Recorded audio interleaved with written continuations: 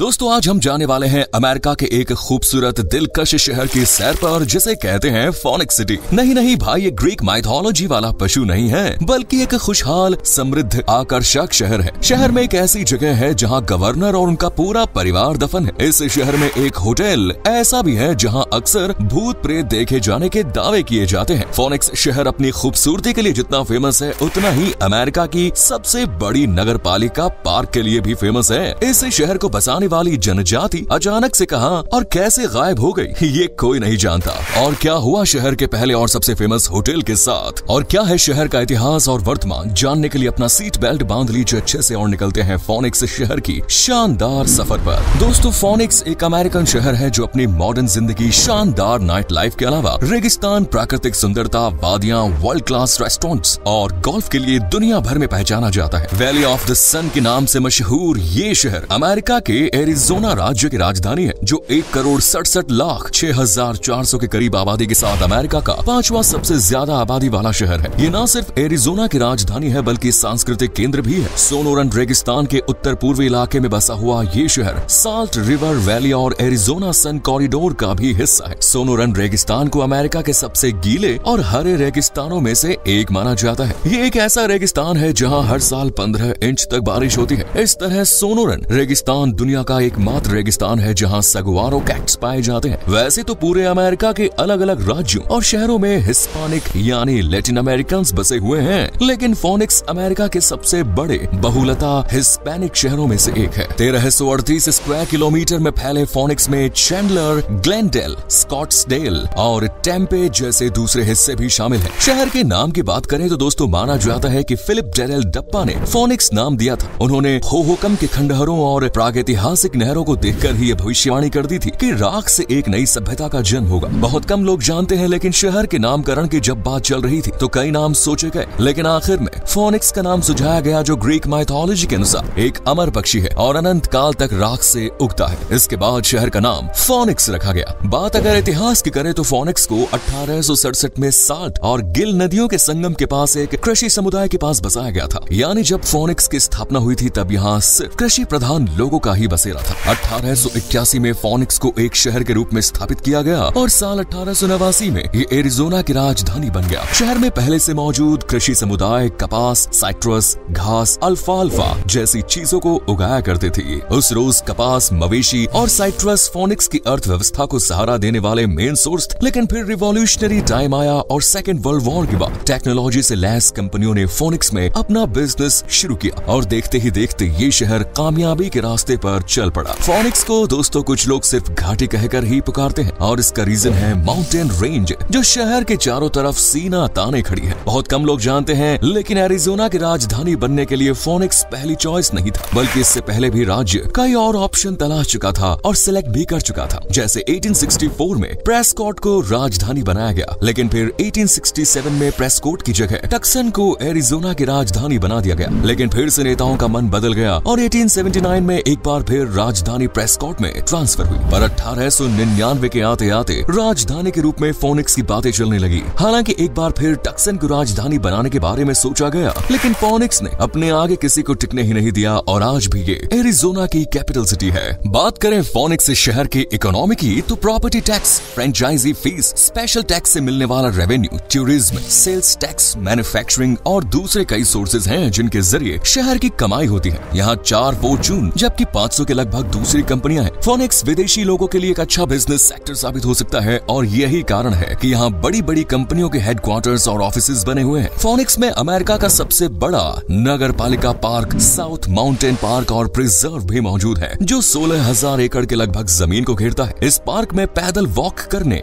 चलने वालों के लिए 50 मील से भी ज्यादा लंबी सड़क है, जबकि बाइकिंग और घुड़सवारी के लिए भी रास्ते अलग से बनाए गए हैं। भाई जैसे अपने इंडिया में क्रिकेट से लोगों को बड़ा प्यार है, वैसे ही फोनिक्स में लोगों को गोल्फ से प्यार है। इस छोटे से शहर में 200 से भी ज्यादा गोल्फ कोर्स है। अब बताइए, ये लोगों का प्यार नहीं है तो भला क्या है? वैसे सिर्फ गोल्फ ही नहीं, फुटबॉल जैसे दूसरे खेल भी शहर के लोगों को खूब पसंद आते हैं। नॉर्मली किसी भी शहर के पास 1 या 2 लीग की ही फ्रेंचाइजी होती है और ऐसे बहुत ही कम होंगे जिनके पास 4 लीग्स के फ्रेंचाइजी हो। लेकिन फोनिक्स ऐसा ही शहर है जो आज 4 प्रमुख पेशेवर खेल लीग टीमों का घर है, जैसे Phoenix Suns, Arizona Diamondbacks, Arizona Cardinals, Arizona Arizona Coyotes शामिल है, जबकि ये शहर 4 सुपर बाउल की मेजबानी भी कर चुका है। फोनिक्स शहर में हर साल लाखों करोड़ों की संख्या में लोग घूमने के लिए आते हैं। एक आंकड़े के अनुसार शहर में हर साल 36 मिलियन के लगभग पर्यटक घूमने के लिए आते हैं, जिनमें से 16 मिलियन के करीब सीधा महानगरीय फोनिक्स में जाते हैं। स्काई हार्बर एयरपोर्ट फोनिक्स क्षेत्र का मेन एयरपोर्ट है, जहाँ से हर साल 40 मिलियन से भी ज्यादा यात्री होकर गुजरते हैं। इस एयरपोर्ट को देश के 10 सबसे बिजिएस्ट एयरपोर्ट्स में भी गिना जाता है। यहाँ कभी भी आपको अकेलापन महसूस नहीं होगा, क्योंकि दिन हो या रात लोगों का आना जाना तो लगा ही रहता है। नम रेगिस्तान होने के बाद भी फोनिक्स अपने गर्म टेम्परेचर के लिए अक्सर सुर्खियों में रहता है। शहर का टेम्परेचर 86.7 डिग्री सेल्सियस तक पहुंच चुका है, जबकि सर्दियों में हाईएस्ट टेम्परेचर 67 डिग्री के लगभग भी नोटिस किया गया है। इस तरह अमेरिका के किसी भी शहर से ज्यादा गर्म है फोनिक्स, जहां हर साल 8.4 इंच तक औसतन बारिश होती है। वैसे दोस्तों, आपने ये तो सुन ही लिया कि सोनोरन रेगिस्तान सबसे नम रेगिस्तान है, लेकिन क्या आप जानते हैं ऐसा क्यों? तो इसका कारण है होहोकम जनजाति, जो यहाँ सबसे पहले बसे थे। उन्होंने सिंचाई की व्यवस्था ऐसी बनाई थी कि पूरे रेगिस्तान में पानी जाता था, जिस वजह से आज ये नम है। हालांकि आज होहोकम लोगों का कोई अस्तित्व नहीं बचा है। कहते हैं कि 800 से 1450 ईस्वी तक एक संपन्न महानगर होने के बाद ये जनजाति 1450 ईस्वी के लगभग कहीं गायब हो गई, वो भी अचानक। एक्सपर्ट का मानना है कि ऐसा सूखे, भिखारी या किसी प्राकृतिक आपदा के कारण हुआ होगा। फोनिक्स में बना गवर्नर हंट का पिरामिड लोगों के देखने की सबसे अच्छी जगहों में से एक माना जाता है, जहां 1932 में एरिजोना के गवर्नरों में से एक को पापागो पार्क में दफनाया गया था, और आज उसी जगह पर गवर्नर हंट का पिरामिड भी बना हुआ है। इस कब्र के बनने के पीछे भी एक रोचक कहानी है। कहते हैं कि जब हंट ने गवर्नर के रूप में अपना काम पूरा किया, तो राष्ट्रपति वुड्रो विल्सन ने उन्हें सियाम में राजदूत बनाने के लिए बुलाया। अब इसी रोज किंग टुट की कब्र खोजी गई थी, और यहाँ पिरामिड जैसी आकृति के पास काफी अच्छी जगह थी, तो हंट ने रिक्वेस्ट की कि उन्हें और उनके परिवार को इसी जगह पर दफनाया जाए। उनकी इच्छा के मुताबिक गवर्नर हंट और परिवार के अन्य 6 सदस्यों की कब्र भी यहीं बनाई गई, और आज ये जगह फोनिक्स सहित पूरे अमेरिका में काफी फेमस है। आपको यकीन नहीं होगा, लेकिन फोनिक्स में शुरू से ही इतनी गर्मी पड़ती है कि यहाँ लोग अपने आप को ठंडा रखने के लिए तरह तरह के उपाय करते हैं। जैसे पहले के जमाने में एसी नहीं थे, तो लोग घर के बाहर एक बरामदा या आंगन टाइप बनाते थे, जहाँ वो सो सके। इतना ही नहीं, कुछ लोग तो बिस्तर को गीला करके उस पर सोते भी थे, ताकि रात को हवा के झोंके से ठंडी ठंडी हवा से उन्हें राहत मिल सके। और ये उपाय सिर्फ घरों में ही नहीं, बल्कि होटल, रेस्टोरेंट्स और रिजॉर्ट्स वगैरह में भी होते थे। होटल्स में कमरों के बाहर बालकनी में एक बरामदा टाइप बनाया गया, या फिर एक अलग से बरामदे जगह रखी जाती थी, जहाँ लोग आसानी से रात गुजार सके। क्वीन एनी विक्टोरियन हाउस, जिसे आज म्यूजियम की शक्ल दे दी गई है, उसे ही देख लीजिए। महल को रासन हाउस कहा जाता है, और यहाँ भी आपको एक सोने का बरामदा देखने को मिलेगा। फोनिक्स का पापागो पार्क पर्यटकों को खूब पसंद आने वाली जगह भी है, जहाँ का एनवायरमेंट किसी को भी अपना मुरीद बना सकता है। साल 1895 की बात है, जब शिकागो के एक वकील जेसी एडम्स फोनिक्स में जाकर बस गए और वहाँ एक विशाल होटल द एडम्स भी बनवाया। हालांकि उस रोज तक फोनिक्स एक छोटा और अविकसित शहर था, जहाँ ना तो साफ सफाई थी और ना ही फुटपाथ, अच्छी सड़कें और कोई खास इंफ्रास्ट्रक्चर भी नहीं था। लेकिन फिर भी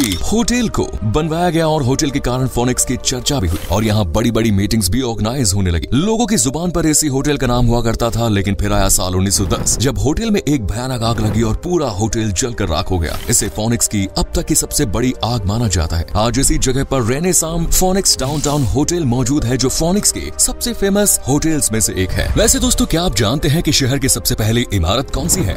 इसे हैनहॉक स्टोर के नाम से जाना जाता है, जहाँ फूड से लेकर डेली यूज की चीजें सब कुछ मिला करती थी। कहते हैं कि ये शहर की एकमात्र बिल्डिंग हुआ करती थी जहाँ भीड़ कभी खत्म ही नहीं होती थी। वही बात करें शहर के पहले स्कूल की, तो जैसे जैसे आबादी बढ़ती गई, वैसे वैसे लोगों को एहसास हुआ कि अब उन्हें बच्चों के लिए स्कूल स्थापित कर लेने चाहिए। इसीलिए 1873 में यहाँ पहला स्कूल बनाया गया, जिसे एडोब स्कूल नाम दिया गया। और इस स्कूल में मात्र एक कमरा हुआ करता था, जहाँ आज होटल सैन कार्लोस खड़ा हुआ है। वैसे दोस्तों, सैन कार्लोस होटल का नाम जब भी जुबान पर आता है, तो फोनिक्स के लोगों में एक अलग ही डर सा देखने को मिलता है। दरअसल ऐसी कहानियां फेमस है कि इस होटल में भूत प्रेत या आत्माएं हैं, और कई बार लोग इन्हें देखने का दावा भी कर चुके हैं। हाँ, मानते हैं कि ये अंधविश्वास है, लेकिन कहते हैं कि यहाँ आए गेस्ट और होटल स्टाफ ने भी अजीबोगरीब घटनाएं महसूस की। मतलब आप समझ सकते हैं दोस्तों, फोनिक्स में लोग मॉडर्न जिंदगी भी गुजार रहे हैं, लेकिन पुरानी बातों और अंधविश्वास को भी साथ साथ लेकर चल रहे हैं। इसमें कोई शक वाली बात नहीं कि यहाँ के लोग इतिहास से बड़ा प्यार करते हैं, और उतना ही प्यार अतिथियों से भी करते हैं। शहर में आने के बाद परायों वाली फीलिंग आपको बिल्कुल भी नहीं आएगी, और यही कारण है जो दूर दूर से लोग फोनिक्स की तरफ खींचे चले आते हैं। वैसे दोस्तों, आपको ये शहर कैसा लगा? कमेंट्स में जरूर बताएं। अगर पसंद आया तो घूमने जाइए। थोड़ा खर्चा जरूर होगा, लेकिन प्रकृति के करीब जाने का इससे अच्छा मौका नहीं मिलेगा। वीडियो को लाइक करके दोस्तों और रिश्तेदारों के साथ शेयर भी कीजिए, और चैनल से पहली बार जुड़े हैं तो सब्सक्राइब करके बेल आइकन को प्रेस कर दीजिए। मिलते हैं आपसे अगली वीडियो में, तब तक के लिए bye bye and take care.